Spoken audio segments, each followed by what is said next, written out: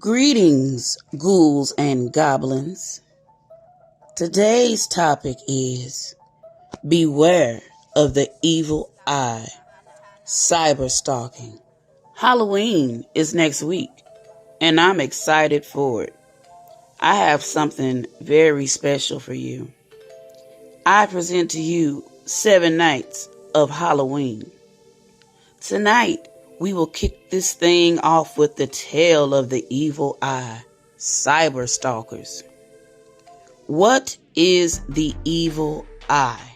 Well, according to dictionary.com, the evil eye is a look thought capable of inflicting injury or bad luck on the person at whom it is directed. The power superstitiously attributed to certain persons of inflicting injury or bad luck by such a look. Let's see, what else? What are some other definitions for the evil eye? Let's go over to Britannica. All right. So according to Britannica.com, the evil eye, glands believed to have the ability to cause injury or death to those whom it falls. Pregnant women, children, and animals are thought to be particularly susceptible. Belief in the evil eye is ancient and ubiquitous. It occurred in ancient Greece and Rome, in Jewish, Islamic, Buddhist, and Hindu traditions, and indigenous, peasant, and other folk societies, and it has persisted throughout the world into modern times. Those most often accused of casting the evil eye include strangers, malformed individuals, childless women, and old women. The power of the evil eye is sometimes held to be involuntarily. A Slavic folk tale, for example, relates the story of a father afflicted with the evil eye who blinded himself in order to avoid injuring his own children. More frequently, however, malice toward and envy of prosperity and beauty are thought to be the cause. Thus, in medieval Europe, it was considered unlucky to be praised or to have one's children or possessions praised, so some qualifying praise such as God will or God bless was commonly used. Measures taken to ward off the evil eye vary widely between cultures. For example, some authorities suggest that the purpose of ritual cross-dressing, a practice that has been noted in the marriage ceremonies of parts of India, is to avert the evil eye. Asian children sometimes have their faces blackened, especially near the ears, for protection. Among some Asian and African people, the evil eye is particularly dreaded while eating and drinking, because soul loss is thought to be more prevalent when the mouth is open. In these cultures, the ingestion of substances is either a solitary activity or takes place only with the immediate family and behind locked doors. Other means of protection, common to many traditions, include consumption of protective foodstuffs or decorations, the wearing of sacred text, amulets, charms, or talismans, which may also be hung up on animals for their protection, the use of certain hand gestures, and the display of ritual drawings or objects. Okay, so that is what Britannica had for us on the evil eye. There's one more site that I want to go to and read a little bit more about the history of the evil eye. As you guys can see, that this is something that crosses a lot of cultures. Okay, so there is a site called Karma and Luck. They actually sell different protection jewelry. So they're going to tell us a little bit more here about the evil eye. So the symbolism of the evil eye has been omnipresent in many Eastern and Western cultures for over 3,000 years. It was found in ancient Rome or Greece, and it became the symbol of protection in numerous religions. So if it came from ancient Rome or Greece, more than likely it came from Africa, because there is an eye in Egyptian culture that is supposed to symbolize protection as well. From Buddhism to Christianity to Hinduism, Islam, and Judaism, it is believed that those who wear this image will be protected from evil forces. Even though this symbol has recently become popular in pop culture, many people don't know its history and meaning. So they have an article here that tells the origins of the evil eye and some of the symbolism and what all of this kind of means. So the transcendent history of the evil eye. The evil eye is one of the strongest symbolic images, and different beliefs and superstitions have been associated with it over the years. But the most popular meaning comes from how it gives us protection from what this symbol was named after. Our subtle vibrational field is highly sensitive to external influences, especially if we are deeply rooted in our spiritual path. This amulet was created to combat harmful energies coming from envious people glaring at us with bad intentions, i.e., those who are giving us the evil eye. What is the earliest known evidence of the evil eye? The history of the evil eye dates back to ancient Greece and Rome. Like I said, more than likely it came from Egypt because that is where they were educated. Ancient Greek literature from the 6th century BC mentions this sacred symbol. Mystical drinking vessels with the evil eye symbol drawn on them are explained in ancient doctrines, indicating that the symbol offered a spell to deflect harmful energies from the environment. So I think I'm going to end it there. You can go and check out the rest of this article. It talks more about the evil eye in detail. So I said all of that to segue to my next point. What does this have to do with cyber stalking? Well, usually when someone is stalking you, it's not a positive thing. There are some people that may watch your page because they admire you or can be a fan of your page, and we appreciate that type of energy, okay? That's okay. But too often we assume that everyone that is looking at us, that they are looking at us with loving eyes. I found that out a long time ago. Not everybody likes you, and some people smile in your face just to try to be in your face and try to figure you out. They don't really have any good intentions toward you. We often forget about these haters. Now, I purposely forget about haters. I don't entertain people. Once you come off as a hater, you don't exist to me. Like, I keep my distance from you, and I advise you to do the same. Some people watch your page and try to find out about you, your life, and anything that they can dig up for malicious reasons. These people are usually cowardly, and they may even harass you from other pages or collect a group of other people to help do their bidding. They run around like a pack of demons. Let's define stalking and cyber stalking. So there is a site called victimconnect.org, okay, and it has a whole section here about stalking, what it is. So we're going to break this down.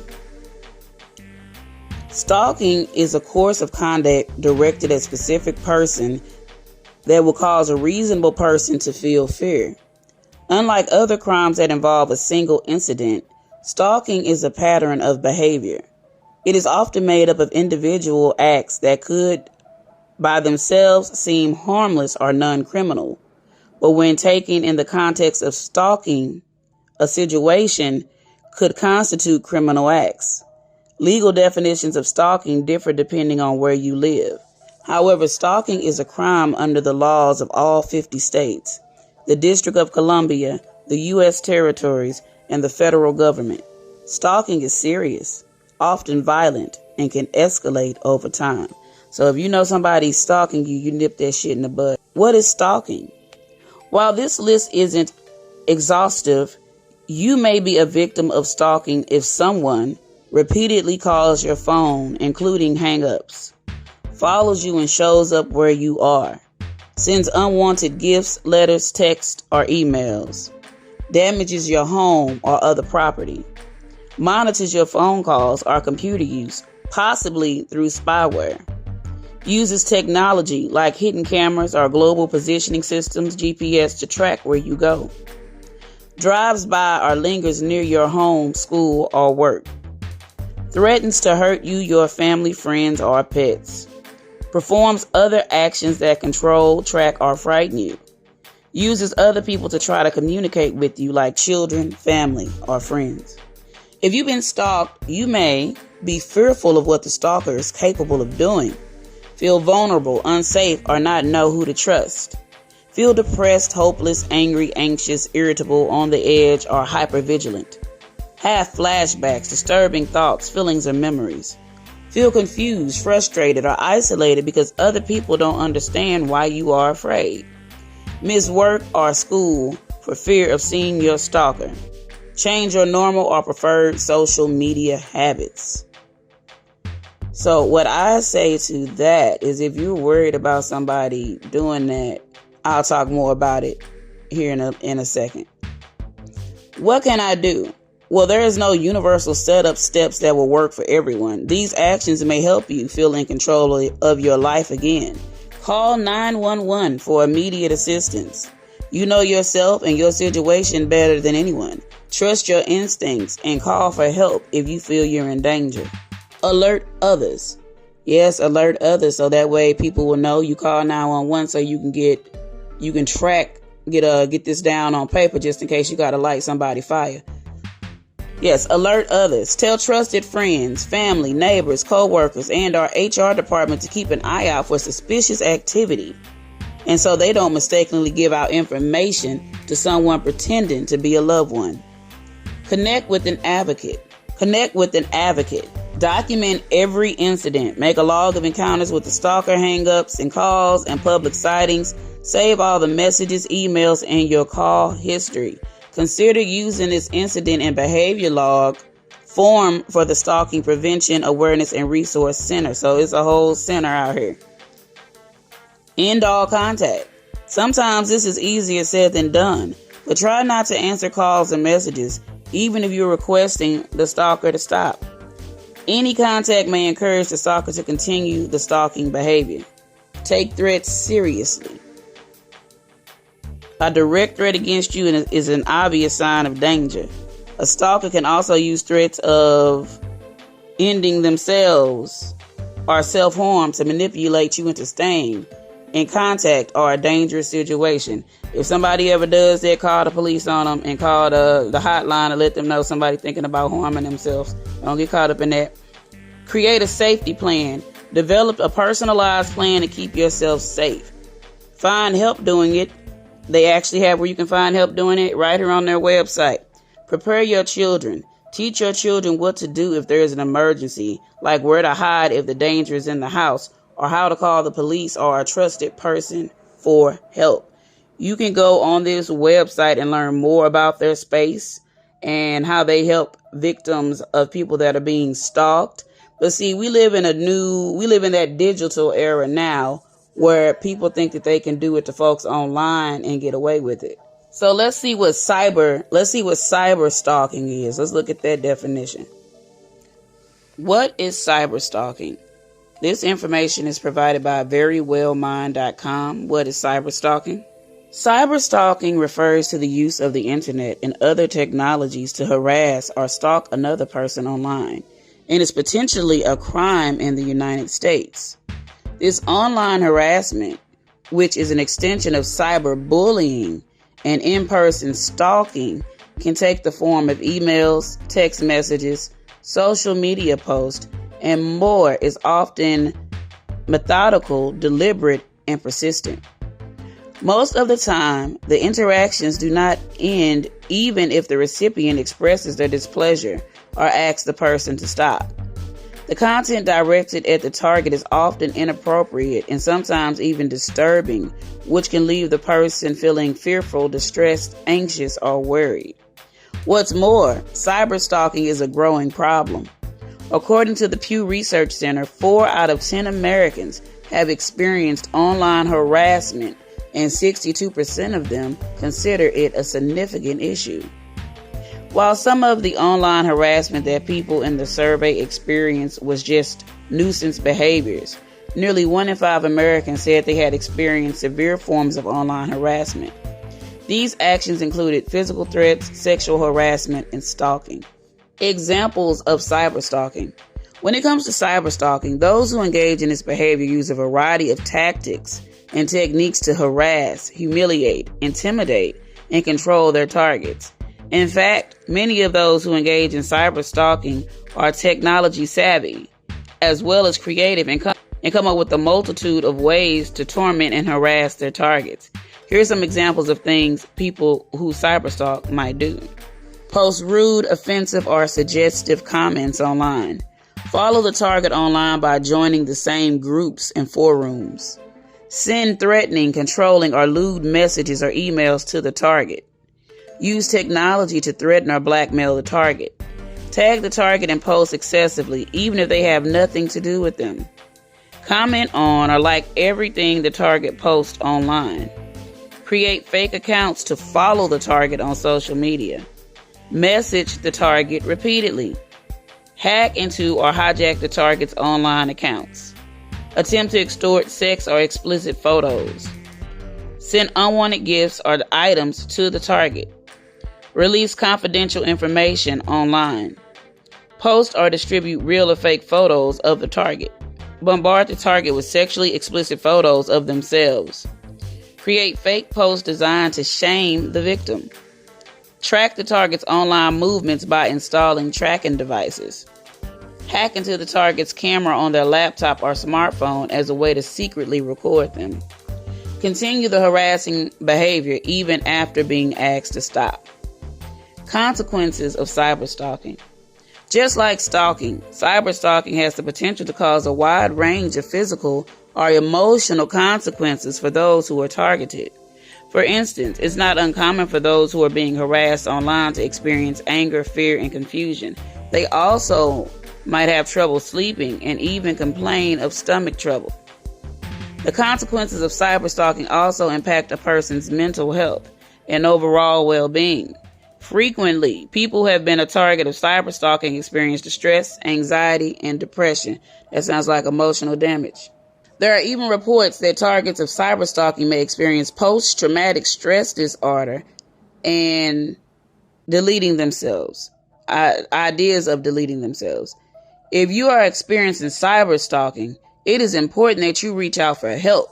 You can contact the National Center for Victims of Crime at 1-855-4-VICTIM. That is 1-855-484-2846. And if you or your loved one are in immediate danger, be sure to call 911 right away. You also could consider getting help from a mental health professional. They can help you process your feelings as well as provide support and guidance for what you are experiencing. How to prevent cyberstalking.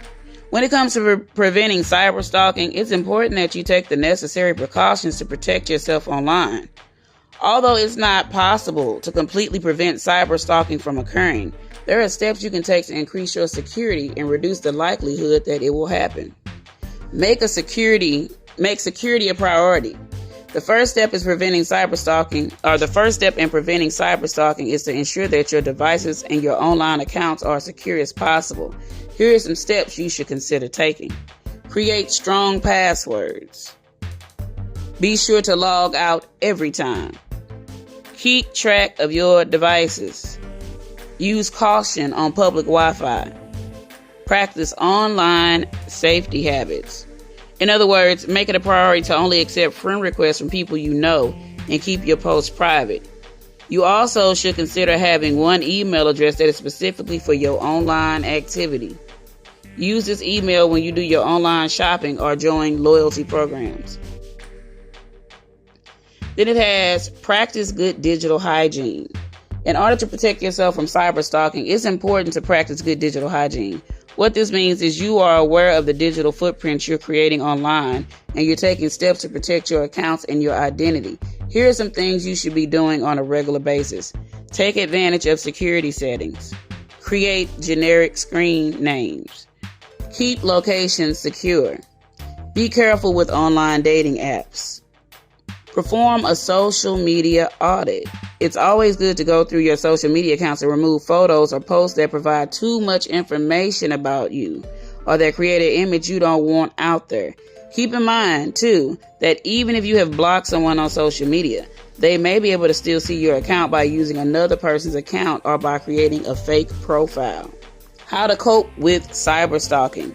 Anonymity makes it challenging to trace cyberstalkers back to a particular person, but there are still things you can do to increase your safety and combat what you're experiencing. Here's everything you need to know about dealing with cyberstalkers. Set up roadblocks. The first step to addressing a cyberstalking your experience is to do what you can to put an end to the interactions with the person that's cyberstalking you. While they may still find other ways to reach you, you can at least make it harder for them to contact you. Try to set up these roadblocks to cyberstalking. Tell the person to stop. Respond only once to the person cyberstalking you, and tell them to stop contacting you. You don't need to say anything specific or explain your answer. Just ask them to never contact you again. You understand? Block the person. Make sure you block the person cyberstalking you from all your accounts. You should block them on social media and on your smartphone. Refuse to respond to any contact. Change email addresses and screen names. Okay, there's a lot more that you can go on here and read. It just gives advice on how you can maneuver. Oh, here goes some more information. Hold on. Let's get into it. It's actually talking about the laws. So here's how you can take action against someone that may be cyber stalking you. So if you have asked the person cyber stalking you to stop and their behavior continues, it's important to take action against them. This includes contacting the appropriate authorities and collecting evidence of their actions. You may also want to talk to an attorney. Here are the key points that will need addressed when taking action. Your local law enforcement can let you know if there is anything else you can do in order to stay safe. Save evidence of everything. Even though you may feel like destroying everything, it's important to keep copies of everything the person cyber stalking you has sent. Make a copy for yourself and a copy for the law enforcement. Notify your local police. It's important to notify the police and file an official complaint if you're being cyber stalked. Even if they can't do anything right away, having an official complaint on file is important if the behavior persists or escalates. Like I said, just in case you got to light somebody fire, you need to have it documented. Report them to the site or service they used. If the person cyber stalking you harassed you through Facebook, Instagram, Twitter, Snapchat, YouTube, Gmail, or some other method, let the appropriate authorities know what you're experiencing. Many times, these organizations take complaints of cyberstalking seriously and will address the matter. So that means find you something to do now. Cyberstalking laws. Even though there is not a specific federal law against cyberstalking, there are laws that can be used to prosecute those who engage in cyberstalking. For instance, the federal law against stalking is often used in these cases. This law states that anyone who uses electronic communication technology to engage in conduct that causes a person reasonable fear of death or serious bodily injury, or causes attempts to cause, or would be reasonably expected to cause substantial emotional distress to a person, could face imprisonment. There are other federal laws that could be applied to cyberstalking cases as well. The Computer Fraud and Abuse Act could be used to charge someone if the target has been secretly recorded using their own computer, or in situations where the perpetrator gained access to sexual photos or videos through unauthorized access to the target's computer. Likewise, a person may be charged with extortion if they publish or threaten to publish private photos or videos of another person with the intention of forcing them to do something they don't want to do, especially if they communicated through interstate commerce channels like phones, computers, or the internet. There's also a statute that indicates that it is a crime to use a telephone, the internet, or any other telecommunication device to annoy, abuse, harass, or threaten another person. Meanwhile, anyone who engages in caller ID spoofing, meaning they disguise a number that appears on the target's caller ID, could be charged with a crime. As for state laws, those vary from state to state. If you're curious about your state's cyberstalking laws, contact your local police department. They should be able to tell you what laws your state has to address cyber stalking. Again, this article was posted by verywellminded.com. Very informative. We all hope that when people view our pages, that they are viewing in love and well wishes. But that's not the case sometimes. People often wear protective jewelry to ward off the evil eye. So what are some ways that you can protect yourself online? The article gave a few suggestions, and I'll add a few more. Screenshot any weirdos or off-putting accounts or messages. Like they said, save your information. Because sometimes this stuff can be tracked. Like a lot of these people don't realize that when they do this foolishness, especially if you're doing it from a computer or a phone, anything with an IP address, it can be tracked. And if you keep all of the stuff that people may be sending or doing, that's how you make them fall on their own sword, so to speak. If you feel like someone is doing this, report and block them and anyone affiliated with them. They sometimes cower in packs. And stay tuned and keep an eye out for my series From Music to Marketing. I'll be posting it. Well, I've actually kicked it off and started, so I'll be posting my clips. I actually have a proposal that will help to put an end to this type of foolishness. It sucks if you're trying to run a business or you're trying to do something legitimate because, it is easier if you make your account private, but it could possibly slow down people coming to your account to see your business, because social media is where most people do their businesses. But, you just have to push on through the foolishness and just have ways to protect yourself, to know the law. And like I said, keep a trail just in case you got to light somebody fire, baby. All right. Well, everybody be safe out there. I hope you have a great, happy Halloween. Isn't it crazy how the truth can be stranger than fiction, baby? Okay. Stay safe, stay blessed, and beware of the evil eye.